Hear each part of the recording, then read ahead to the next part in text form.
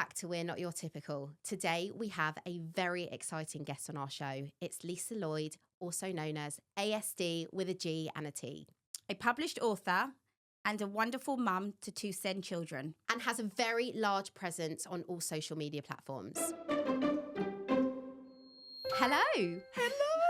Hi, Lisa. We are so excited that you're here today. I am so excited to be here. This is amazing. Honestly. I actually feel like I'm on national television. Better. We're on this morning. It's the Yeah. dream, and we're Yeah. starting the dream now. Love it. So anyone that doesn't know, Lisa is known as ASD with a G and T. She is TikTok, Instagram famous. And I know you're going to kill me saying that. But if you don't know Lisa, especially if you're in the Sen community and, you know, have a child with special needs or yourself, everyone knows who Lisa is. And she's with us today.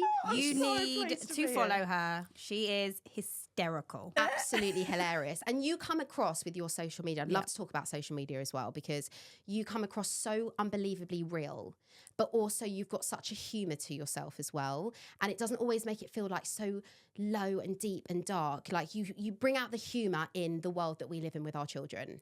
Well, yeah, I mean, that's what I've tried to do from the beginning because, as you know, raising, you know, special needs children, it is quite doom and gloom a lot of the time. It's Agreed. fighting for support, fighting for a diagnosis. It's, you know, that you're told all the things that your children can't do. You know, it's quite miserable. It can be at times. Yeah. And you can feel really alone with it. So I wanted to bring comedy to it more and just try and make people laugh even on the darkest of days, and also to reach an audience that we need to raise awareness to, because unfortunately the way of the world is if it doesn't affect you, you're not going to really be interested in it, and that is just human nature. And what I wanted to do is reach that audience that may not know about autism and things, and interest them enough that they may actually listen and learn a little bit and understand our world a little bit. And the way to do that was through comedy. Because But it comes so naturally to you. Like it doesn't look forced. No. No, and it really isn't. To be honest, it really isn't. I mean, obviously there is a process. I do have to think about what I'm posting about sometimes and things. But honestly, most of my content is literally what I've lived, watching my kids, what we go through, and it's like, do you know what? This is funny as fuck. Yeah. But It's hilarious. And we feel part of your life, especially obviously both of us being Sen parents. We know we can relate. We feel you. We feel seen. yeah, That's and the best way to describe it. Yeah, and that is exactly what I wanted. And especially as, you know, I'm raising 2 children that are basically classed as like the in-between kids. Can I stop you there? 'Cause Yeah. I think our viewers would also like to listen and hear. Taking it back to the beginning. So you have 2 special needs, or both autistic children. They're both verbal. When did it start? Take us back to like the beginning, if you don't mind. So, yeah, I mean, I've got 2 autistic kids, but very different as well, and very different journeys. So with Finn, my eldest, he was referred at the age of 2, but he didn't get a diagnosis until the age of 6. And it was because he was masking, he was verbal, he gave eye contact, you know, he just wasn't your stereotypical autistic child that they're looking for. Yeah. So did he hit milestones? He hit his milestones. He was actually advanced, to be honest. This is where I'm so happy you said that, because there's so many people, friends, family, people around. You know, I've got my own personal thoughts about Marley, who's not diagnosed, and everyone says he hits his milestones, he talks, he socializes, he's got eye contact. What are you worrying about? So I thank you. This is exactly what I was told, and even by Finn's dad, my husband. Yeah. Like, he thought it was postnatal depression. I was looking into things, and I was like, seriously, it's coming back to autism every time, because there were just traits that he had. I mean, I say he met his milestones. He met his milestones with speech, and, you know, loved his numbers and everything like that. He was walking, doing everything that he should do. but socially, he wasn't. Okay. Socially, that is where it was a big red flag for me, because he was extremely, like, so severely terrified of people. Even at age 2. Yeah, horrific. And so you had known about autism before this, so you knew kind of what to look out for. How didn't did you know about autism? Well, saying that, I didn't really. Oh, you That is didn't? the thing. I started researching really sensitive child, all these things, and it started coming to autism. Now I know my brother's autistic, my dad's autistic. Like, we know this now. Have they all been diagnosed, or you just know? We just know. Yeah. We just know. But then Poppy came along, and she was the opposite to Finn. So was Finn So- diagnosed before Poppy came Finn along? No. Okay. So Finn still was on, he had been referred, but he still wasn't diagnosed. Poppy came along, and she was, she had feeding problems from day one, which now we Yeah. know Makes sense. why. Yeah. But apart from that, she was a smiley, happy baby, loved everybody. And we were like, this is okay. She's not autistic. And then she got to, I think it was around the age of 1 or possibly coming up to 2, she was speech delayed. She started flapping, tiptoe walking, and doing everything that Finn hadn't done. But we were like, this looks like autism again. But Poppy got her diagnosis within a year. Wow. She got her EHCP while she was at nursery. She basically got everything handed on a plate, whereas Finn, we were still fighting for all these years later. Why do you think Was it COVID that was the time? case? What was that? Was it COVID time when you were going through diagnosis with I Poppy? think or it was. Or it was around then. I can't remember, No. to be honest now. because I'm obviously still fighting for a diagnosis. Oh, yeah. Yeah, and Bailey is nearly 3.5, and I still don't have my diagnosis through the NHS. I mean, obviously, this was years ago, Yeah. so it's even worse Yeah. now. It was bad enough Yeah. then. But they've even But- said to you, Jade, that the doctor didn't even want to see her until No. she turned 3. Yeah. So that's their new thing now. Even if there were clear signs, and Yeah. Bailey has clear signs, Yeah. they were like, we can say that she's delayed, but we can't give any autism diagnosis. And this is what they've done. They've actually opened up the brackets of how delayed they are as well. So they're now, instead of saying a child should be talking, say, by the age of 2, they've now changed it to like 3, 4. Interesting. Yeah. So the child actually doesn't look delayed anymore. So it doesn't flag up. Yeah, So that makes it's- sense. You know, That's to help them, though. We Yes. know. Yeah. On It's all delay milestones. tactics. Yes, It's delay totally. tactics. So when you said Poppy was speech delayed, when did her speech start developing? So that was around the age of 3. She Okay. started talking, and it was very much just repeating. So there wasn't, you could say to her, do you want cereal or toast? And she would just say toast because that's the last thing you said. Yes. But she wouldn't actually mean And then the it. toast comes, and then she has a And she meltdown doesn't want because the it. cereal's not Exactly. there. Yeah, that's exactly it. Yeah. So she was speech delayed, and I do think that is why the process was a lot easier with her, because Finn was brilliant with his speech, and people think because the speech is there, they can obviously communicate, but actually speech and communication are very Totally different. separate. Very different. And Yeah. he couldn't communicate his needs, couldn't show his feelings or anything like that. And that's why it's been such a battle for him, but not so much for Poppy. Yeah. Because the communication is actually the autism, whereas Yes. the speech delay is more the global development delay. So they're actually two different things.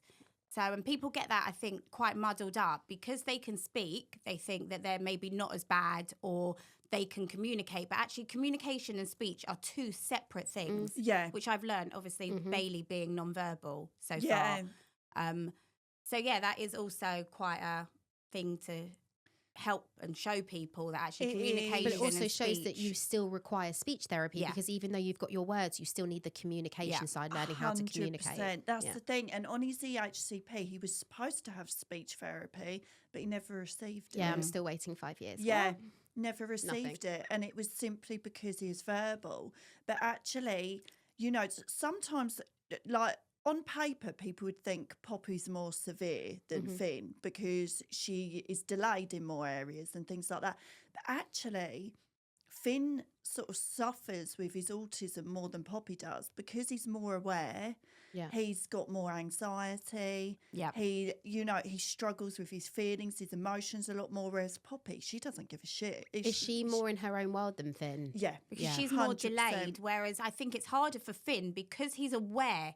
Then he starts to become aware of that he's different, maybe. Yeah, and he becomes exactly aware of his that. feelings and emotions. Whereas if you're more delayed, you're not really in the world as much. Yeah. So you don't feel it as hard. She wouldn't know if there were kids. I mean, it's awful, but she wouldn't know if there were kids taking the mick out of her and things like that. This is what I was Whereas talking about Finn today. knows. He knows that, and he knows. And he said to me that he felt different at primary school because he was in a mainstream. And, that was one of the reasons that I told him that he's autistic and tried to explain it to him because he knew anyway. He needed to know why he felt that way and why he felt there was different. nothing wrong with him. Right. Especially if he was aware of it. He needs to be told. If they're not aware of it, then, why upset them for no reason? Well, yeah, that's the thing. I mean, we've got autism books and things like that, and I've tried to talk to Poppy about it, but she doesn't really get it anyway. And wait, how old is Poppy now? Poppy's going to be 8 this weekend. Oh. Wow, okay. So even at 8 years old, she still doesn't really have any kind of understanding that if you said to Poppy, you are autistic... No. Over her head? Yeah. She still wouldn't understand But would she recognise that it's her birthday this weekend? We've said about it being her birthday, but we can't actually talk about it too much because she does get stressed out with it and she actually ends up throwing up and things sometimes. Oh, what with anxiety? Wow. It's really, you can actually see her face change. She goes really pale. And she will throw up sometimes if you talk about things like that too much. We're not sure what the anxiety is with it. Do you think this is interesting because Callie's only 5, or she's 5.5, but we're really starting to see anxiety come out now. Yeah. Do you think it's something more in girls possibly that they showcase more anxiety or? It could be. I think with girls, I mean, usually with girls, they're the ones that mask more than the boys. We've had it the other way around, but usually the girls are the brilliant ones at masking. And Poppy's definitely, as she's getting older, she's starting to keep her feelings in more, which we're worried about. Yeah. But do you think she's keeping her feelings in? Because I think also, because she's verbal, people think that maybe she can explain what's going on. But I still, even though they're verbal, I don't think that they can still explain why they're feeling anxious. And that's where meltdowns come from, I think, because 100%. they can't explain it. So even if she's verbal, it doesn't mean that, again, her communication is there. Yeah. Is she fully verbal? She is fully verbal now. The thing is with her is because she's got a PDA profile as well, we believe, she is very much on her own terms. So if she doesn't want to talk about something or she doesn't want to talk to you, she will not. But it's definitely there. We know that from watching her when she's unaware that her reading is incredible, but nobody can get her to read on the school demand. wouldn't even know that she could probably read because she might not do that at school. They didn't know for ages. And, even at nursery and places like that, they thought that she was completely non-verbal. And I was saying to them, she can speak. And I felt like they were looking at me like, yeah, whatever. Like, all right, Mum. Yeah. Bullshit. But I was like, she really can, but she's just refusing to because it's a demand. Yeah. So it's really frustrating in that way because she is very intelligent, but when she wants to nobody be, knows. It's on her terms. Yeah. So are your kids at mainstream schools now? They're both at Sen now. Oh, they are? Okay. Both at Sen. So Finn actually goes to an in-between school. That's a hard one, isn't it? Which is... To find.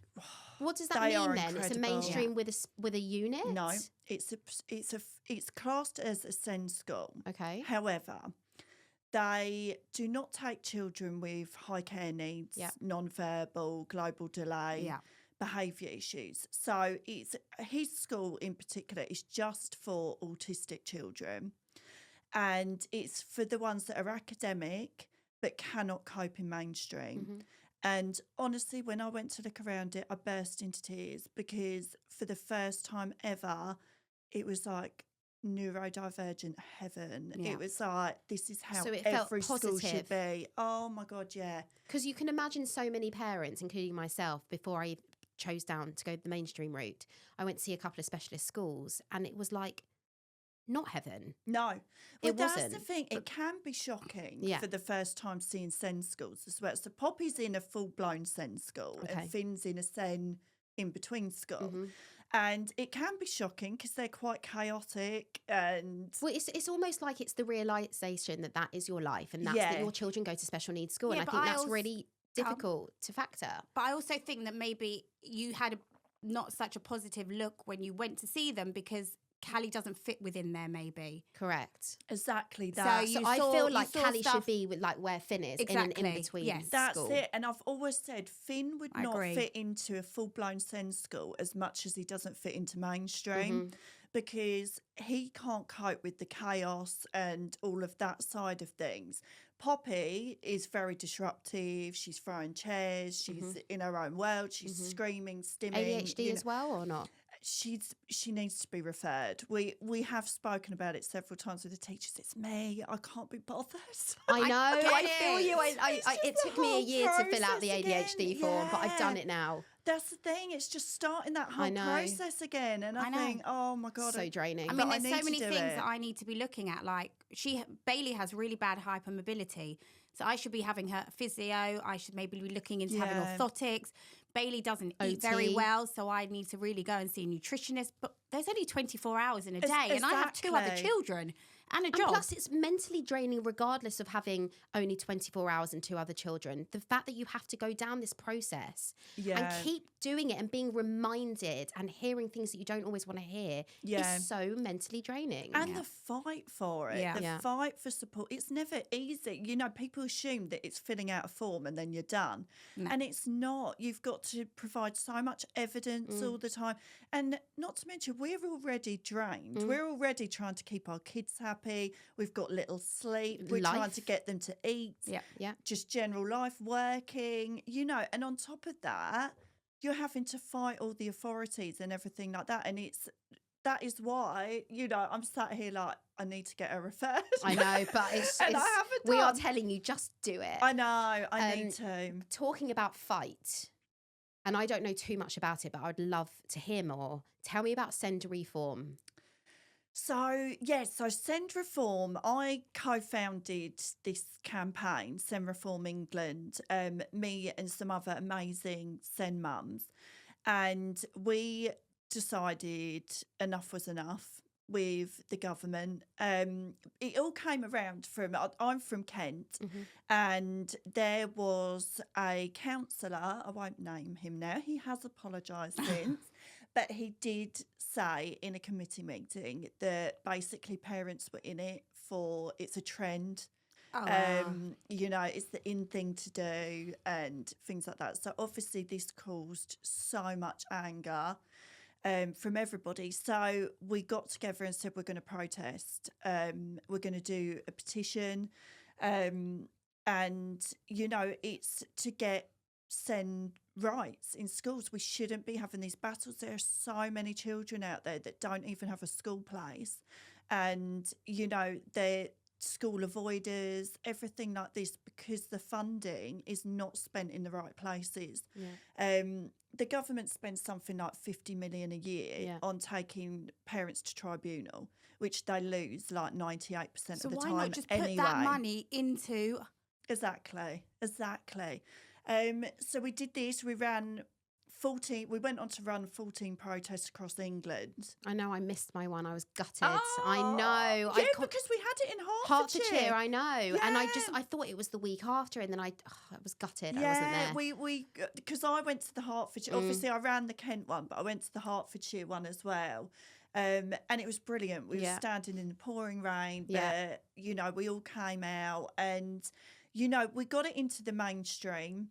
But we're still battling. We're still fighting. You know, we're sort of 2 years down the line.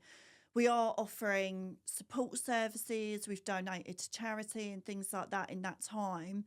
But it's a long road. It's a long, long road. A draining, long journey. Yeah. But it's It really unbelievable what you're doing. It's amazing, honestly, you. seriously. And when it comes to the social media side, obviously we both have our own pages as well, and they're all very different. I feel that we get a lot of people message and a lot, thanking us, and it's so refreshing to see that you're not the only one. You must get that a lot.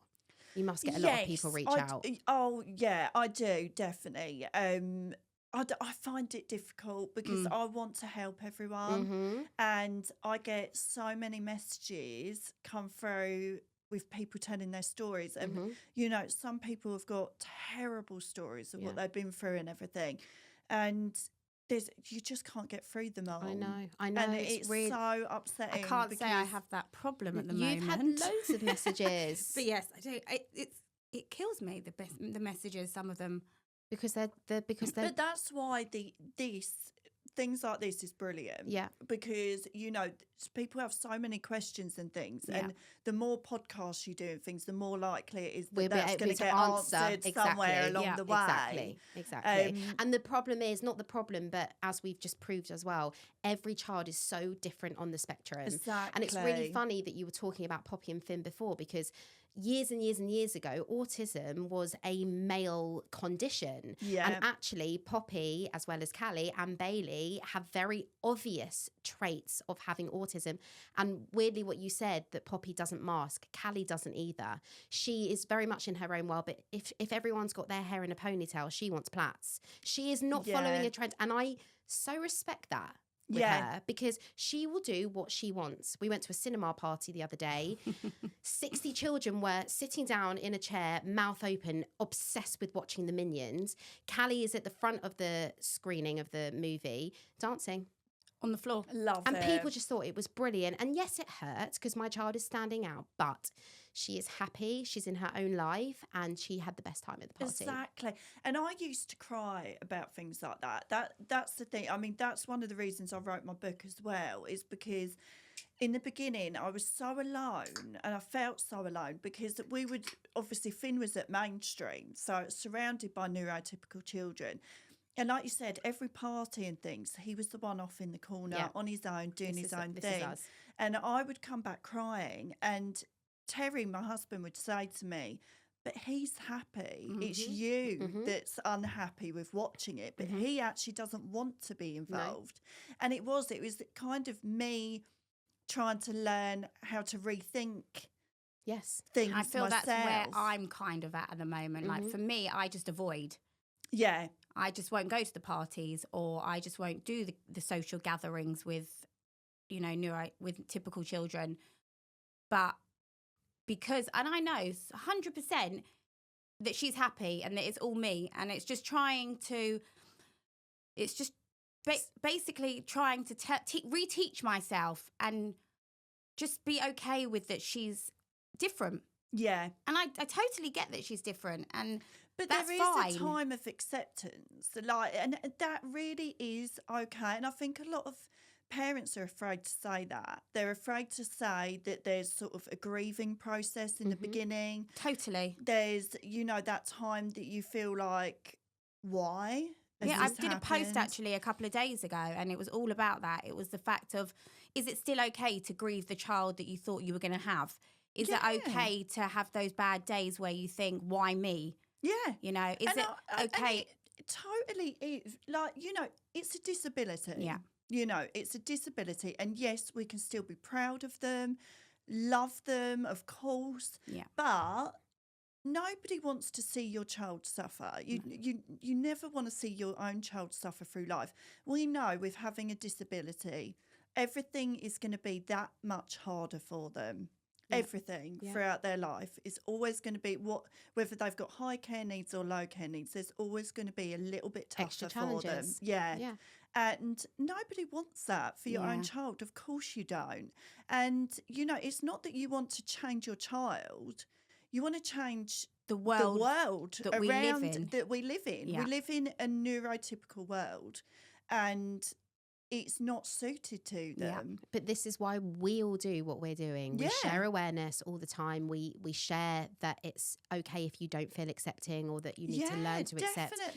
And we're trying to bring that into this typical world that we live in, because it needs to be addressed more and educated. So, and I mean, I made so many mistakes in the beginning because I was trying to force him to fit the mould. Yeah. I didn't know what I was dealing with, and I didn't understand why he wasn't behaving like other children. And, I still I still cry when I think about this, but we went to a family party, and obviously it was a big disco, lights, it was in a hall. Absolute autism hell on earth, but I didn't know it was autism at the time. And I was watching the other kids dancing and playing, and he was stuck with his little Postman Pat van, and he was just rolling it back and forth, which is obviously where he was trying to separate himself. I snatched it off of him. I shouted at him. I was like, honestly, it makes me want to cry talking about it now, but I was so lost and unaware and uneducated.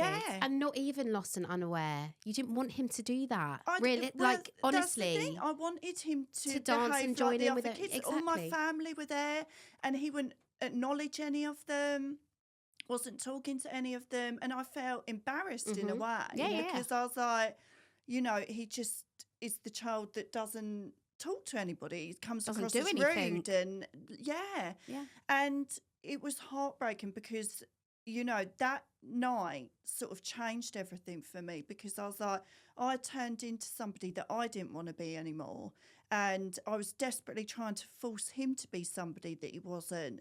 And I realised after that I needed to change for him. Yeah.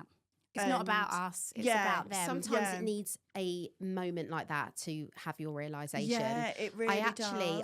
I don't know how I haven't heard about this programme before. You need to watch it, and I don't know if you've watched it. It's called Parenthood on Netflix. No.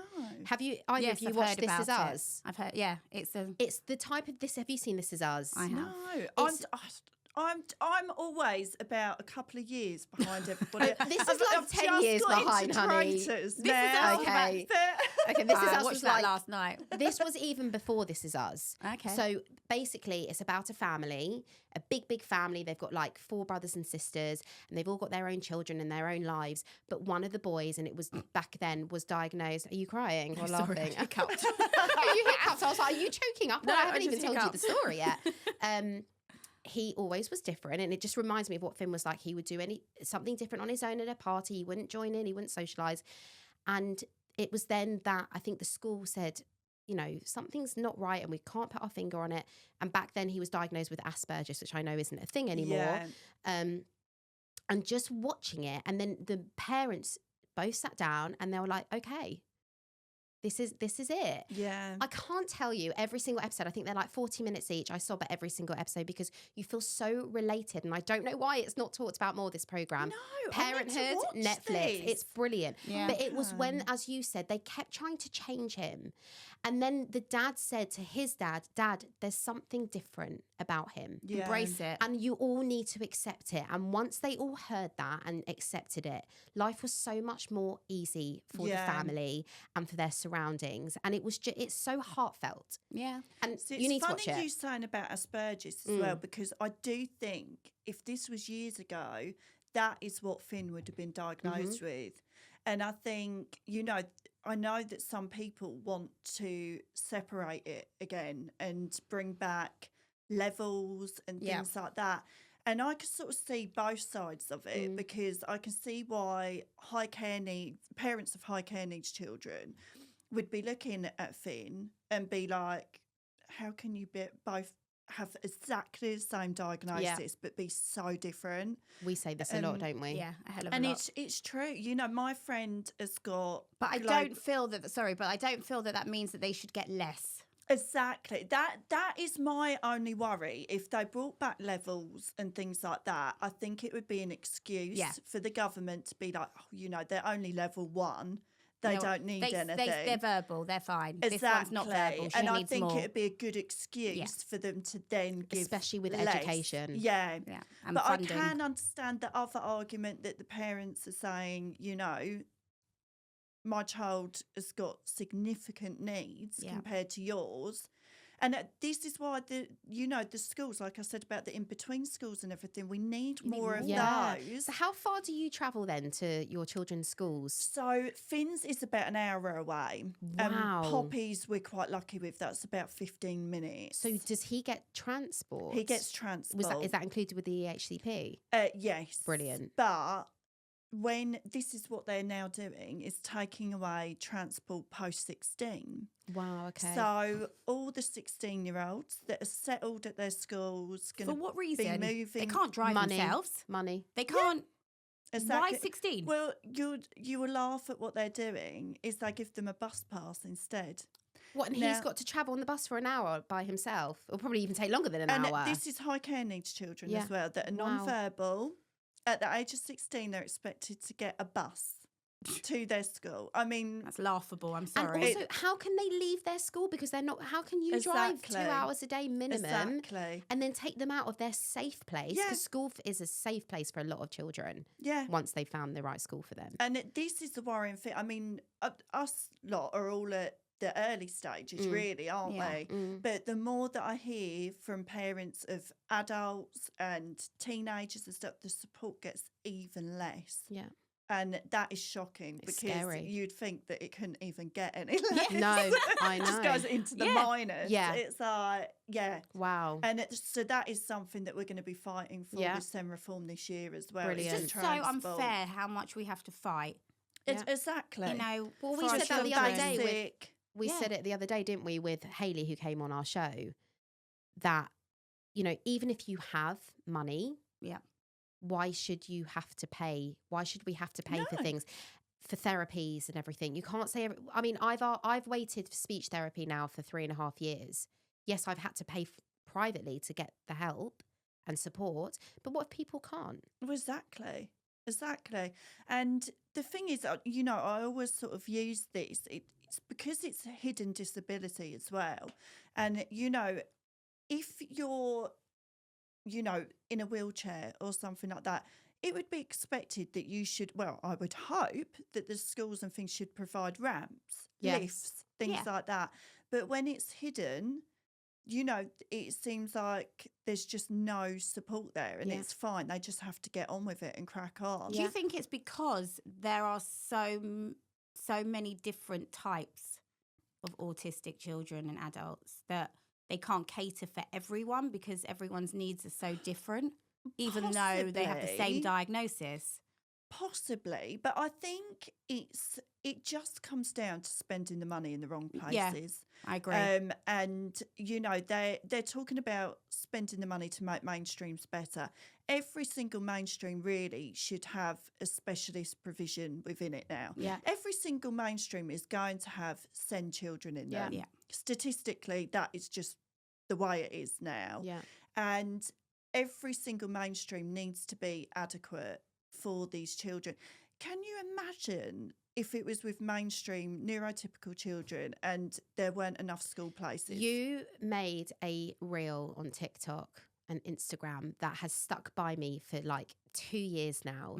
And you pretended, you did it the other way round, and you said, go on, tell them, do it a little bit like shorter. I said, there's a town that I live in and it's got, I think, 3 SEND schools in it, but it's only got 1 mainstream. I was like, there's not enough spaces for the mainstream children and they're now having to be put into the SEND schools. And basically, I was saying that if it was the other way around, there would be an outrage. It'd be all over the media, everything like that. If school, you know, this is what we pay our taxes for, is for our children to get an education in this country. Like, that is a given. Whether they're special needs or not. Exactly. And putting it the other way around, I mean, first of all, a lot of the was SEND so parents were powerful. like, where is this? I'm moving there. It was so powerful because you drew so many people in, and then you made people realise this is our everyday our life. And I sent it to, I think I sent it to my whole phone book. Yeah. I was like, everyone needs to see Well, this. it's like there are mainstreams, but you will have to travel an hour at least to get to them. You know, there's limited spaces. You're going to have to fight for that space for that mainstream and everything. You're going to copy other behaviours of all these typical children and do all the academic work that they must do. Yeah, so in the SEND school, obviously they're going to be a lot behind, but you're going to have to do the work that they do and follow what they do. You can't be given special treatment and stuff like that. So clever. It's so clever. It was fantastic. I feel like you need to reshare that one. I It was should brilliant. do, actually. It was brilliant. That was a while ago. Yeah. I will reshare that. Yeah. So I'm in a situation where Callie's in a mainstream school. She's doing fantastically well. She has a 1-to-1. She's in year 1. And I always know in the back of my mind it might not be forever. So it'll be really interesting to hear your story with Finn when you moved him from a mainstream to his specialist school. Well, so it was secondary, basically. So at that time, he had just about made it through mainstream for primary. Did he have a 1-to-1? He didn't have a 1-to-1, but he was they had an SRP there, which is a specialist resource provision. Now, he probably went to one of the best mainstreams you could possibly go to. And this is what I say to everybody, not all mainstreams are bad. Yeah. Like, I do want to make that point. There are some bad SEND schools and there are some brilliant mainstreams. But unfortunately, there's just not enough of them. Now, they were fantastic with him. The teachers were brilliant. He would spend 90% of his time in the SRP rather than in the actual class, Brilliant. the mainstream class. They knew him inside out. They'd let him run around with his shoes off, stim. He wasn't forced to do sports days. They were flexible with uniform. All these Sounds amazing. yeah, Doesn't it? I wanna go. reasonable adjustments. This is what I always go Yeah. on about in mainstream. cost nothing. Reasonable adjustments can be made by every school, and they don't need funding for it. Movement breaks, flexible uniform, everything like that can be done just to make their lives a little bit better there. Their lives and the teachers' lives. Yeah. And they go on and on about attendance and things. It's like, well, make it a place that kids want to go to then. They focus on things that actually aren't relevant. I mean, what does it really matter if No. all the kids are in a tie or not? Yeah. You know, if they're going to be uncomfortable all day. I can't bear Yeah. roll necks. Yeah. I literally I can't. don't wear it roll makes me necks. feel sick. Yeah. If I was having to work all day with a roll, I'd be so distracted. Yeah. I wouldn't be able to get my work done. And, it's the same with kids. If they're uncomfortable and everything, they cannot learn in that environment. I've totally forgotten your question now. When did you make the Secondary move? school. Oh, Secondary. yeah. So I was very lucky. So with SEN Reform, we had a SEN lawyer that was part of the SEN Reform team. So I got her involved to help me Brilliant. fight. Now, if anybody's got the money to, I recommend getting a lawyer involved. It's a lot of money anytime. though, isn't it? A lot. Yeah. But they do know what they're talking about and they do know how to call out the local authorities. And it probably is less than actually having to pay for it yourself, the school, Yeah, of course. Yes. over the years. Yeah. And it's probably And- worth every single penny. Definitely. And the thing is, the local authorities a lot of the time rely on parents not knowing their legal rights, not knowing any of it. There were things on Finn's EHCP that they had done illegally. I had no clue. And she looked through it and was like, well, they shouldn't have done that. They shouldn't have done that. They shouldn't have done that. So she basically went to the local authority when we named the SEND school we wanted him to go to. And she said, I mean, she was like the mafia. It was amazing. She was like, She sounds great. she was amazing. She was like, we can basically do this the hard way or the easy way. She said the hard way is that you don't name the SEND school and we could go through everything that you've done illegally over the years and we could go into that. Brilliant. Or you can just name the school and we can forget about that. Fantastic. And we can Love leave it that. there. Yeah. Love Yeah. that. So, they hate me anyway, the council. That's and, fine. Let them hate you even more. Yeah. So, and we got it named, thankfully. And I don't know if we probably wouldn't have done without her help, or it would have been a long battle to get him into it. Like we said, there's so few of the in-between schools there, and they're even trying to get rid of them now. So that is another battle that we're having. Any in between schools in our where we live. There's really not much where we live. And I'm terrible with wording.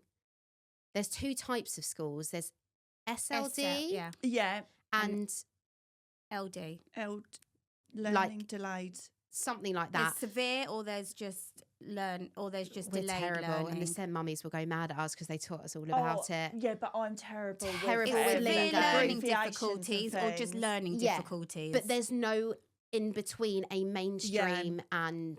But then they're hard to Learning. find.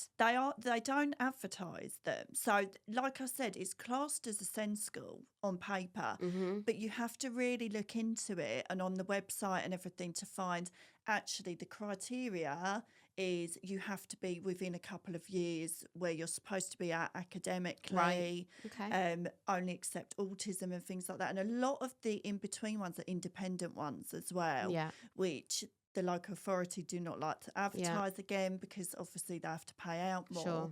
But this is the problem now, is they're trying to turn these in-between schools back into high care needs again. Okay. And possibly trying to get the SEND kids that are happy and settled in them Back into forcing them mainstream. back into mainstream. Ouch. Which, So unfair on the children. I mean, literally, Finn would fall to bits. Yeah. He's the happiest I've ever seen So him. you have seen such a difference. I know obviously Oh age as my well, but going God. from a mainstream to a SEN I specialist can't school. even take. I did not realise how much mainstream was affecting him This is what until I he hear went a to lot. a SEND school. It really worries me. He'd lost his personality, and I didn't realise. I thought he was not that happy a kid in general. I thought that's just what he's like. That's his personality. Since he's been there, I could cry. Cry. Because it's all right. he's got his personality back. You've And- got your fin back. Yeah, and it breaks my heart because I know so many kids are just going to go through their lives of never knowing how that feels to feel truly accepted. He's got such a big friendship group now, which he never had. So he goes to parties. He has like because play he's dates. around They're all like-minded autistic, people. They all get it. He's in the right And- environment, and for the himself. parents get it too. Yeah. And that's And that's a big why I've factor. never ever pushed to try and get Bailey to ever fit into a mainstream school. There is just no point. No. Why am I going to put her through that? I know that she is quite severe. So to put her into a mainstream, I mean, I must be off my rocket. That's the thing, and especially when you're talking about secondary and things, Yeah. and how cruel kids can be. I mean, they're cruel already in year one. I Well, can't believe it. That's the thing, and once they recognise there's somebody different and things like that, That's what I keep saying, don't I? Yeah, I don't think you have to worry terrifying. yet. I'm not worrying yet. She has got her spark. She has got a big personality. And she She's has got very friends. loved, and she has got friends. She Yeah. can't socially play, but people still want to play with Yeah. her. But I mean, I probably mention this every time we have a podcast. My thing is not the school, not the people. It's for her. So when Yeah. she starts to realise she's different, that's when I don't want to put her into a trauma of being in education. No. So it's finding that point and not letting it get worse. But the thing is, I don't want to be all doom and gloom, because the way the world is going, we are becoming more aware Yeah. and more accepting. Yeah. And I think a lot of kids are now. They're like, many kids are being taught about autism Yeah. and things like that Yeah, in the they classes have in my son's now, school. which is brilliant. Amazing. And, many kids are now like, we've got friends who've got neurotypical kids, and they're like, oh, yeah, Finn and Poppy are autistic. That's why they're acting like that. And that's it. But that's it. It's Yeah. wonderful. And it's like, and I hope that is the way the world is going. And, you look on TikTok and things like that of how many autistic teenagers and young adults that are talking about it, that are proud Yeah. and, really Use showing it as what their they can achieve. superpower. Yeah. And not as their Like a negative thing. Yeah. There is a book called Wonderfully Wired. Yeah. And it's amazing because it shows all these celebrities and everything that are neurodivergent, but have gone to achieve so many things Yeah. and change the world. And it's so uplifting for kids, obviously, that have the understanding to read the book and things, but for teenagers and things to read that and realise actually you can achieve so much still, even with this diagnosis. Yeah, it's so true. All right. It's really tough. But anyway, listen, we've had an amazing time talking to you. I think you're so inspiring. Oh, you're such a wonderful human. You're funny, you're loud. Oh, you're don't everything go out with that a big head. No, you go out with a you big don't head. apologise for who you are, and I love that. And I think you just help so many more people than you'll ever know. And that's why we've been so excited to have you on the show. Oh, bless you. Thank you so much We've for loved having me it. on. Honestly, I've loved it. I could talk for hours. Oh, I know you like, could. I mean, we all could. Yeah. But thank you. We've really enjoyed it.